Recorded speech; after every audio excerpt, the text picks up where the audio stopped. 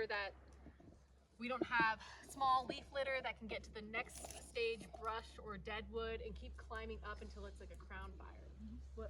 Some nice ladder feel right here. Some nice ladder feel right here. Where these vines, if something lit it from below, I'm sure that can help preheat all this vegetation to then climb up to the next larger and bigger thing.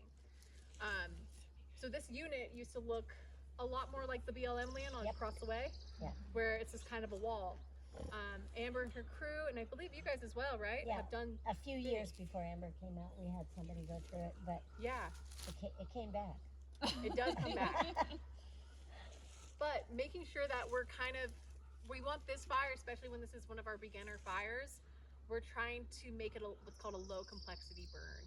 So we're trying to make it so that our flame lengths are going to be nice and low, that it is spreading at a rate that we feel like we could outpace, if not just be able to hit water on it.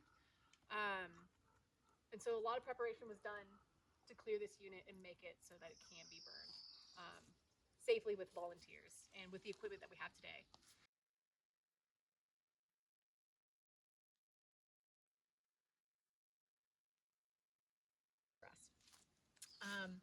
Besides the physical labor of it all, there's the permitting process. Right now, we are considered in the open burning season.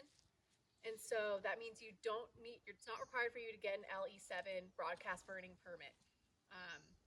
For our workshops and what I recommend for people in general, even if it's open burning season, I recommend having a burn plan written anyway, because it helps you think through every step to make sure that you have everything you need to control this fire. But also, in case CAL FIRE does stop by your burn, you're showing them that you put in a lot of effort and you're showing your due diligence. It never hurts to have a permit. Yeah, it never hurts. And if you, you can get a permit that will span your shoulder season on both sides. Mhm. And so you can burn in you can burn when you don't need a permit and still have a permit, and it's fine. And then if you lose your window and then suddenly it's May and you're in permit season, you've already got it dialed. So. And with that process, when you apply to get a permit, which is free, you want to make sure that your unit is pretty much all the way prepped already.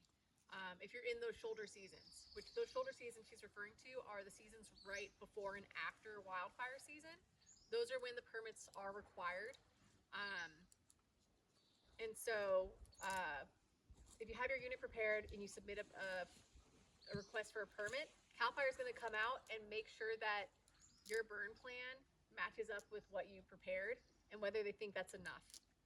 And the worst they'll do is just tell you no, and here's what you need to do, and then you'll be good to go. Yeah, the biggest thing I hear CAL FIRE stopping a permit for is that the control line, what we dug around the whole unit, is not down to bare mineral soil. It might look like brown dirt, but there might be a layer of duff, and that can still have a fire creep through and spread over to outside your burn unit. So it's usually that and how wide your control line is. In permit season, CAL FIRE requires 4 foot in width. If it's open burning season, they're more lenient. You can kind of choose smaller lines. Like in some sections of here, we only have it up to 1 foot.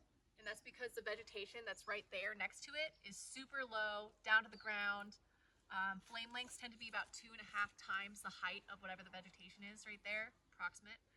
And so if you have just this little leaf litter right here, that's only probably going to get to a flame length of here. So we're just making a control line that we think would be good enough that it won't what's called slop over and burn on the other side.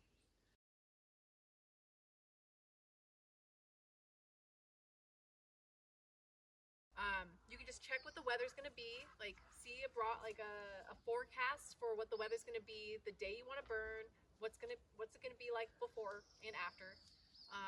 If it's going to be super dry and windy the next day, maybe take that into consideration for if you do a burn and you have something smoldering still, if that could relight and escape the next day. Yeah. But if it's like, oh, you're going to burn right before a rainstorm, that's probably a really nice time to do a burn.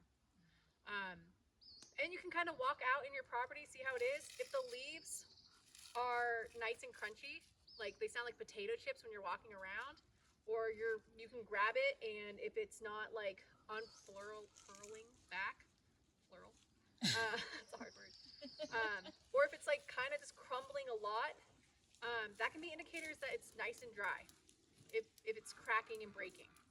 Another thing, like with pine needles, is you can take it and try to wrap it in a knot. And if you're able to tie it into a full knot, which I wasn't able to, that might be a little too wet outside. It has enough water in it to like make a nice knot. But if it's like snapping or cracking, that can be indicators of how dry it is. So there's ways to just see it yourself, but also you can check the weather and kind of determine whether you think it's too wet or too dry or too windy or not windy enough. Check out the RCD's website for the prescribed fire go, no-go checklist. That includes what Haley was just talking about, all the weather factors, all of the volunteer and people factors tools, everything that you want to check right before you start your firing operations. So with all that, we're checking the weather. We made sure it was a burn day. We got the permit. We prepared the unit. And now we're wanting to do the burning. What we'll do usually, like we'll call the emergency command center.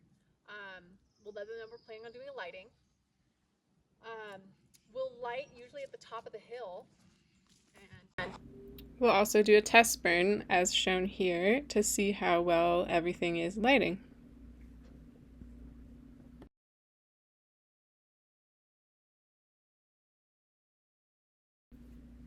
Once we start lighting, we'll start slowly at the top of the burn area or unit and light a strip along the edge to get an initial black line. We'll let the fire back slowly down the hill against the wind, and we'll use strips or dots in a line across the slope before the first one if the fire has low flames and is slow.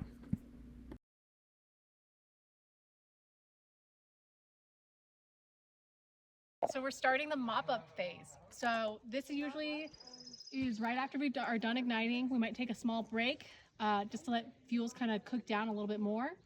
But then after that, we're going in and we're putting water on any smokes that we see, and we're using a tool to mix it up so that we get rid of all the potential smoke and burning material.